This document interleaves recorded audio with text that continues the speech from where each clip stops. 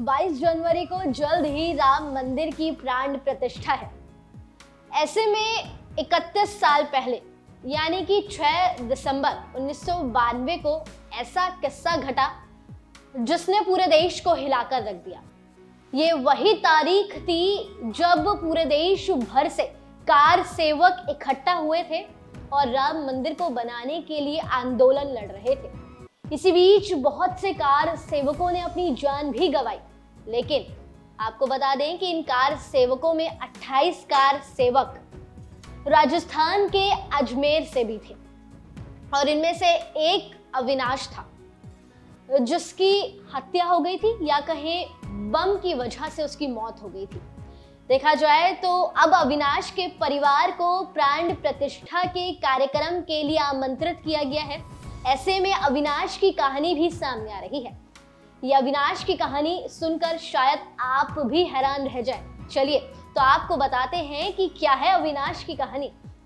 अविनाश बहुत कम ही उम्र के थे जब उन्होंने आरएसएस ज्वाइन कर लिया था। उनके पिता मानक चंद माहेश्वरी भी आरएसएस या कहे संघ से शुरुआत से ही जुड़े हुए थे, इसीलिए अविनाश ने भी संघ को ज्वाइन कर लिया था। धीरे धीरे उनकी विचारधारा भी आरएसएस से जुड़ती चली गई और राम मंदिर के आंदोलन के लिए अविनाश लड़ने लगे।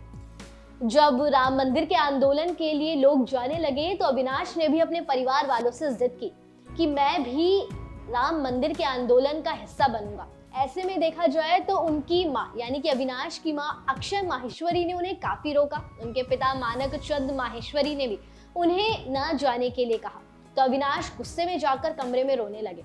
अगले दिन जब अविनाश का दोस्त उन्हें बुलाने आया तो वो चुपचाप बैग उठाकर पैक किया और राम मंदिर के आंदोलन के लिए चले गए। और देखा जाए तो 6 दिसंबर को अविनाश की मौत हो गई। मौत कैसे हुई चलिए वो भी आपको बताते हैं। अविनाश के पिता ने उन्हें कहकर भेजा था कि जो भी तुम्हें काम दिया जाए वो अपना मन लगाकर करना। हालांकि अविनाश के पिता नहीं चाहते थे कि अविनाश राम मंदिर के आंदोलन में जाए, लेकिन फिर भी बेटे की जिद थी तो पिता ने कहा कि जो भी काम मिले उसे जिम्मेदारी से निभाना। अविनाश ने यही किया। अविनाश को काम मिला कि घायलों को अस्पताल तक पहुंचाना है। आंदोलन चल रहा था और इतने में अविनाश घायलों को अस्पताल पहुंचा ही रहे थे कि उनके ऊपर किसी ने बम से हमला कर दिया। और ताज्जुब की बात यह है कि बम अविनाश के हाथ में आ गया और जब अविनाश ने बिना सोचे समझे बम सामने वाले घर पर फेंका और जब वो घर फटा तो उसके चीथड़े अविनाश के ऊपर आकर गिरे। इतने में अविनाश को फटाफट अस्पताल ले जाया गया और कुछ समय बाद ही अविनाश की मौत हो गई। उस वक्त ना फोन थे ना इंटरनेट था, चिट्ठियों का जमाना था। फोन हुआ करते थे लेकिन इतनी आसानी से या जल्दी से नेटवर्क नहीं मिला करते थे। एसटीडी कॉल हुआ करती थी। तो उनकी माँ और उनके पिता को काफी समय तक नहीं पता चला कि अविनाश की मृत्यु हो गई है। जब लोग उनके घर आने लगे, अविनाश के घर लोग पहुंचे और उनके पिता को बताया कि अविनाश की मृत्यु हो गई है। 6 दिसंबर की ये बात है और 7 दिसंबर को कर्फ्यू लगा दिया गया था देश भर में। कोई आ या जा नहीं सकता था। ऐसे ही अविनाश की सोसाइटी में भी, जो कि राजस्थान के अजमेर में है, कोई उनके घर नहीं आ जा सकता था। लेकिन उन्हें खबर मिली उनके पिता को कि अविनाश अब नहीं रहे, जिसके बाद से अविनाश की माँ को काफी समय बाद बताया गया कि अविनाश नहीं रहे। अविनाश की माँ को शंका थी कि लोग उनसे ऐसे क्यों कह रहे हैं, क्यों बार बार उनसे पूछा जा रहा है कि वो सो जाएं, खाना खा ले, ठीक है।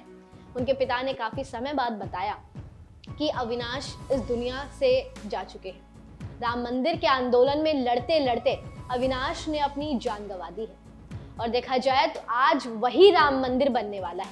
उसी राम मंदिर की प्राण प्रतिष्ठा है जिसमें हजारों लोगों ने अपनी जान गंवा दी।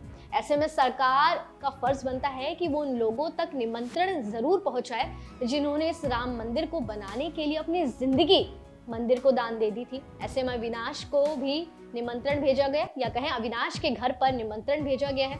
हालांकि अभी तक निमंत्रण केवल व्हाट्सएप पर आया है, लेकिन अविनाश के माता पिता का इंतजार है कि जल्द ही ये निमंत्रण उनको हाथों में भी दिया जाएगा। आपको ये अविनाश की कहानी कैसी लगी हमें कमेंट सेक्शन में जरूर बताइएगा और ऐसे ही जुड़े रहिए न्यूज़ बुक के साथ।